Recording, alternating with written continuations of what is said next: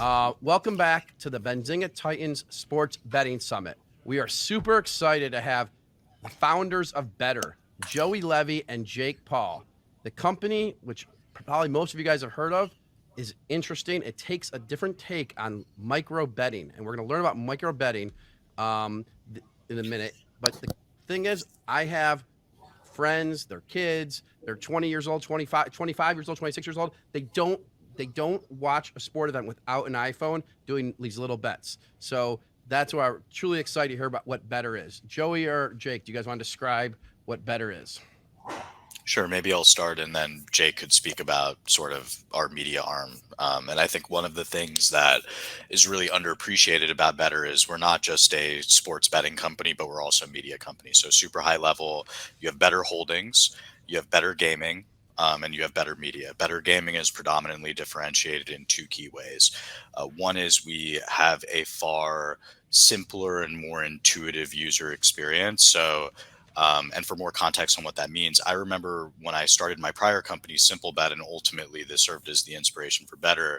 And I tried to bet on sports for the first time, and I saw minus 175 money line, plus 5.5 point spread. And, I'm not the smartest guy in any room that I go into, but I was an Ivy League educated former daily fantasy sports operator who literally couldn't bet on sports because the product experience was uninterpretable, right? It's not intuitive that minus 175 means to bet 175 to win 100, for example. So the vision on the UI UX front is to really build like the Robin Hood to the gambling industry's E-Trade, Fidelity, Charles Schwab, right? Those latter products build really good experiences for the power day trader, but it took Robinhood to come around and create incremental TAM by enabling regular mainstream consumers to engage with the product experience. So we differentiate through the simple, intuitive UI UX. And then the second thing is this emphasis on instant gratification betting, micro betting. And by micro betting, we don't mean small transaction amounts, but rather we mean micro timeframes with respect to the duration of the betting markets. And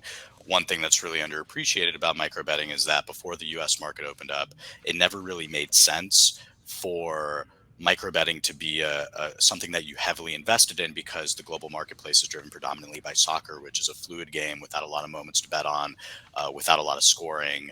But if you think of the cadence and composition of US sports, they're very stop and start, moment to moment. You have pitches and at bats. You have plays and drives. A lot of scoring and speculation over superstar players and what they'll do next. So micro betting, we think, may ultimately be the predominant way people bet on U.S. sports, because not just how nicely suited they are to the cadence and composition of U.S. sports, but it introduces an order of magnitude greater level of instant gratification of the consumer experience in a world where consumers just have increasingly lower attention spans, given there's so many different options to entertain oneself nowadays. So that's really what serves as the two core differentiating pillars of Betr Gaming.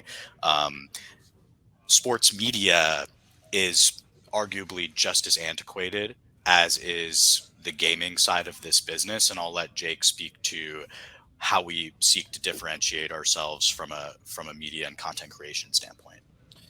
Yeah. So basically, when I was getting, involved in this industry, the companies I was working with were just throwing millions and millions of dollars around for marketing and ideas and trying to come up with content.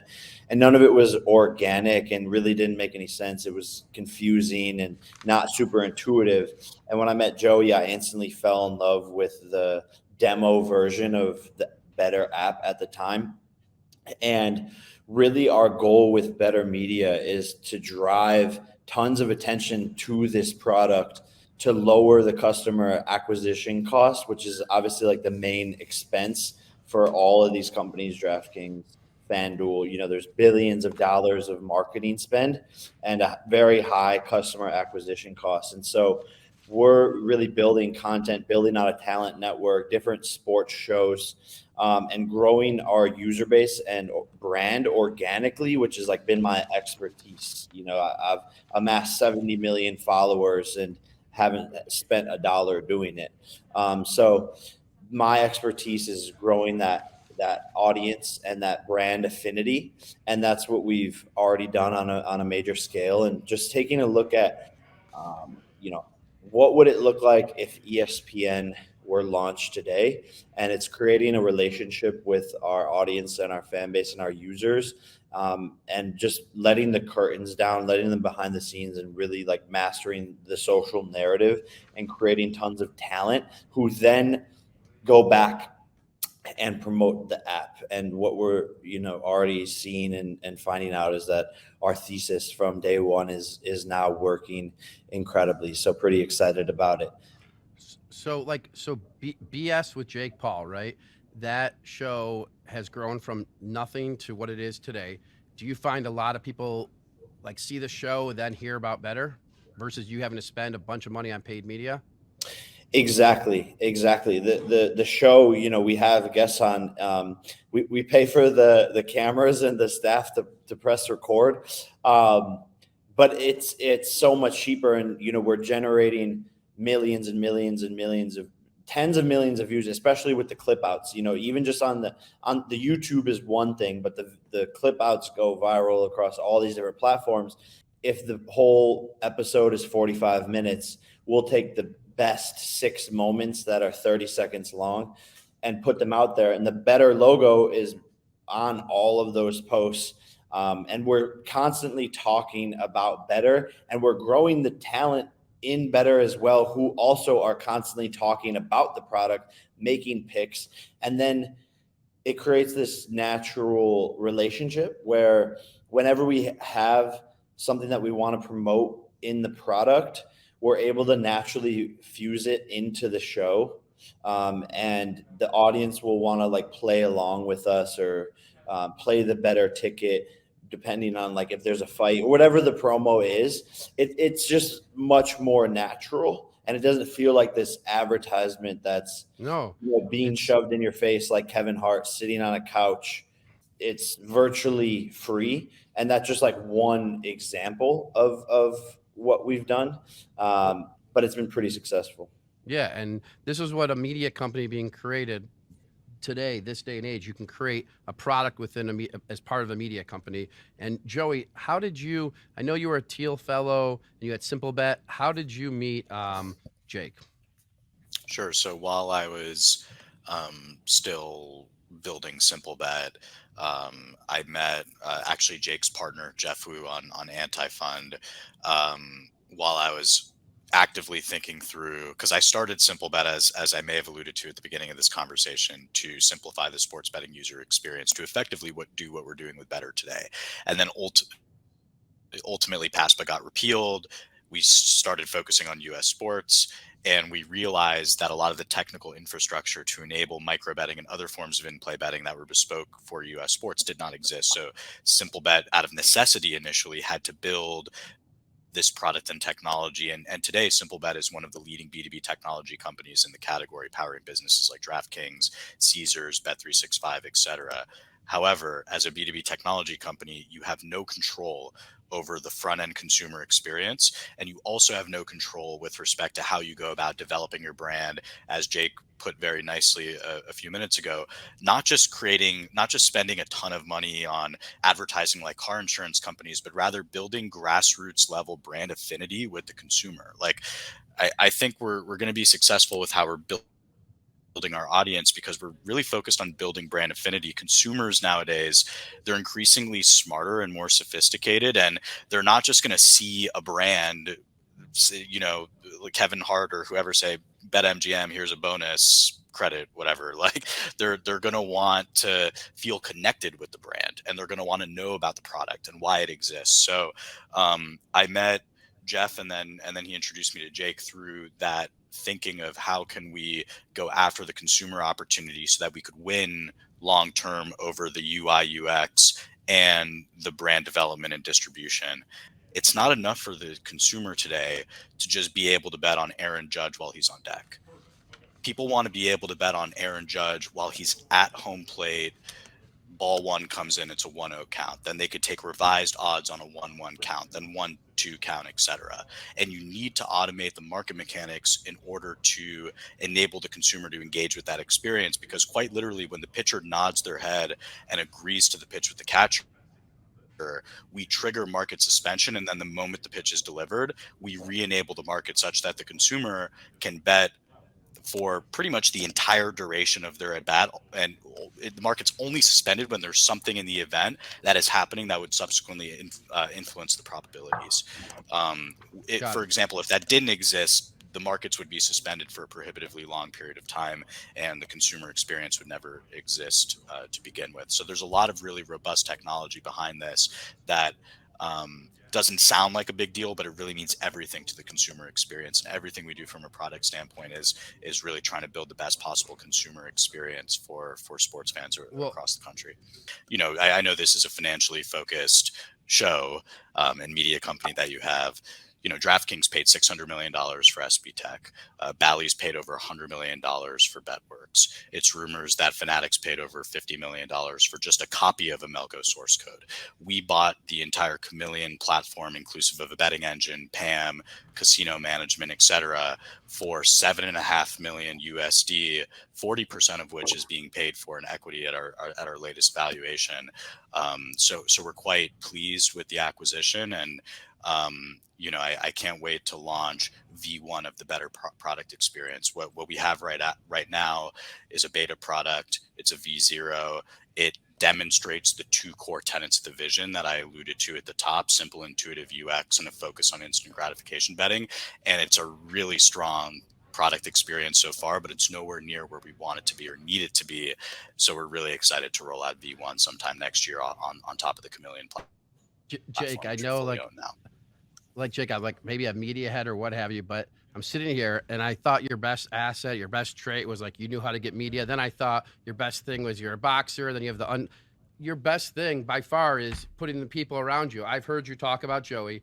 That answer was just and I know some of these software vendors like GAN who do the vertical, power these things. You're basically telling me you're all vertically integrated at this point. I mean, except that you're using simple bet technology for something, right?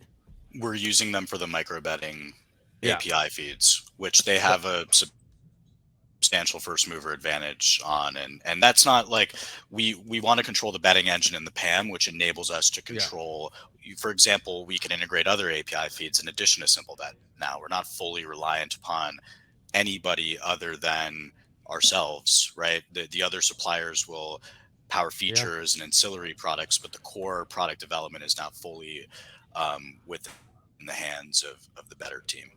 I mean, the amount of counts you're going to get per month, because we're going to get to, we only have a couple more minutes, but your first big media move, other than you doing your own shows, but you brought the Cavenders on, correct? Yeah. So we brought in the Cavender twins, who basically, stopped themselves from continuing their basketball career of going to the WNBA to work with us and to create content through our network to launch a show amongst other things. And they have this massive presence in the basketball world and this superstar potential and power. And so we're bringing in, other talent as we speak, as well as the Cavender twins, and just continuing to grow the network of bigger stars and then stars that, we're developing through our content ecosystem from the ground floor. So super excited to have them on board, but they're definitely an amazing asset for the company. Okay. I have to ask this question. People keep asking me to ask you it today. Derek, your buddy Derek, the picks guys that can't be fired. How's he doing today with Nate Diaz? But I have a theory, but what's your answer about Derek? Man, come on, give us an exclusive. Come on. I mean, Derek's crazy. And everyone's like, oh, Jake told him to do this in the press conference. I swear on everything. I don't really? I don't tell him anything. He's out of his mind 99% of the time, but this kid has star power. The amount of people that texted me and DM'd me after that situation were like, I don't know what this kid, if he's in his right mind, but something about this kid is special, and it's true. But he's an example of someone that we've built through our talent ecosystem that now has this superstar potential and has built up a crazy fan base. And it's just really funny to see. I know that the kids got. it's crazy, but I know it was like organic, and it happens. Like you guys don't do like an American Idol type show where you say who's going to be the next, better. Like, have you guys thought of doing that and bringing in more guys like him? I don't know how you pick that. I mean, I don't know how you do that. That's like impressive. I mean, no, we've definitely thought of doing like some sort of public search for like people to be involved in Better, and I think that actually is something on the horizon. But we also have an eye for this. Like that was what was my first actually start in venture capital and business was a social media label where like I identified talent and helped grow their brand into the millions of followers. And so I've just naturally like always known how to do this. And it's something that I'm good at and like passionate about. And we've kind of just taken some of those things and plugged it into the better world, and it's taking off. So we should have moved to Puerto Rico. I could have learned like an ounce from you and then made Benzinga way bigger. But before we finish, like you guys have top investors, Silicon Valley, what have you, from Travis Scott to, I'm just naming celebrities, Des Bryant. But are you guys looking to raise more money? Is there anything that we could do to get the word out other than get more accounts opened up with you, or watch the media sites, all your different shows? And by the way, if someone's listening right now on YouTube, go to Jake's page, like your YouTube about, I think it was the Betr YouTube. Your first video about Betr describes it perfectly. You've stuck to your mission since day one of building this company. I'm sure you've had little gyrations, but you talk about the media company, you talk about the application. It's the best story of Betr if you want to hear the first video you made. But is there anything that Joey or Jake that we can do to help get the word out? I mean, the company it's going to be hockey stick growth. As long as you guys execute and can take money and deposit and make it work, like you're saying the Robin Hood way. But then again, don't stop trading in GameStop, because then you guys are it'll be like every day on TV. But is there anything we can do to help you in any way? Okay. And in regards to the different states you're in, is that the biggest challenge right now for growth? Like I know because I wanted to use like do you have to hire a team to do that? I think third party? Look, with respect to going live in additional states. I mean, you brought up some of the other M&A that was announced earlier this week. I think similarly to how we're developing our media, audience and Yep. talent network and building our product experience, we want to be very methodical and opportunistic with respect to how we go about state by state expansion. Pretty much all of the market access deals that we've entered into are cash light, featuring an equity component, aligning incentives with ourselves and the partners that we align ourselves with. And we're getting market access deals that are anywhere from a 75 to a 95% discount against peak market, which enables us to invest in our product and invest in our media. So I think we have enough market access in the current set of states that we have to do what I just said we're going to do, which is prove that we will have the best unit economics in the category. And when we prove that, we're going to go out and put a couple $100 million to work and pour gasoline on the fire that we're assembling right now. And then maybe Jake can get his brother to join your team on this one, I'll let Jake comment on that. He's a maybe. Okay, and last question. Your company is unreal, and on the side note, this probably won't be on the live feed, but if there's room for a smidgen, I know some guys that would like to invest, like this guy. Okay, but seriously, like real money. Jake, how is it go? Okay, now Aaron, you can go back to. You don't have to cut that out. I mean, you cut that out. And now we're going to the last. No, question. Appreciate the conviction against what we're doing, and we could talk after. It makes so much sense. It's how I got Benzinga to sell these subscriptions, by just writing content, and then people. This is like 10 years ago, and it makes so much. What you're doing is the way it should be. I mean, look at the cost to acquire a customer for MGM, and even all these places have buying ads like crazy, and you have Jake here and the whole network, and it's entertaining. You got the twins on, and I know you have 5 people up your sleeve that are going to be incredible. That everyone's gonna be like, holy shit, how'd this Betr come about? We should have bought them when they started, and then soon you're gonna have $1 billion valuation, and just like Prime's gonna sell for something like that, you guys are gonna either sell for that before you go public, or you're gonna go public in 3 to 4 years. That's what I see. I don't know. I mean, but so final question, Jake. How's it going training for the Nate Diaz fight? is it when you have a company to run like Betr and your social following, is it a lot of stress for you? I appreciate you doing the interview, but like just a day in the life of like how you manage your time, I guess that's would be. Yeah, no, it's definitely really, really stressful, to be honest. I think I do a good job of managing it. Sometimes I don't, but but lots of meditation and an amazing team. So obviously we have the better team, but I have like, I think my own team is like 15 or 16, 17 people maybe, just here out in Puerto Rico. So I can't do it by myself, but I pop in the things that I'm best at, and I'm very efficient with my time. And definitely, when I have a fight scheduled, boxing comes first. But I say it's boxing, better, and sleep, and that's my life pretty much. But the boxing, focusing on the boxing thing makes everything else in the ecosystem bigger. But the training is going really well, and very, very excited, very prepared, filled with this like vengeance that I've never had before, and this motivation that I have never had before, coming off Why of do you have it? just from losing, and knowing and wanting to come back even stronger and better, and switched up everything in my team, from a coaching standpoint on the boxing side of things, and that has been already a massive, massive game changer. So excited to show everyone my new skills on August 5th. Well, you've been proving people wrong your entire life, from how you grew up poor to what you've done now from being hamburger helpers. And I mean, that's what you grew up. I mean, unless you Yeah, were joking on that. poor. I wouldn't say poor, but definitely not poor, but Not wealthy, maybe. yeah, yeah, yeah. Not wealthy.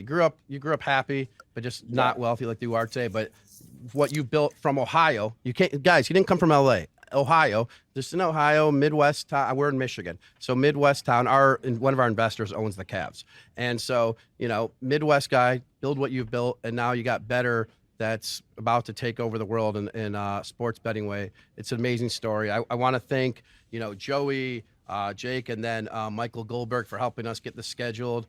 Good luck, and I'll let you go back to training. But thank you guys again, and we'll be in touch.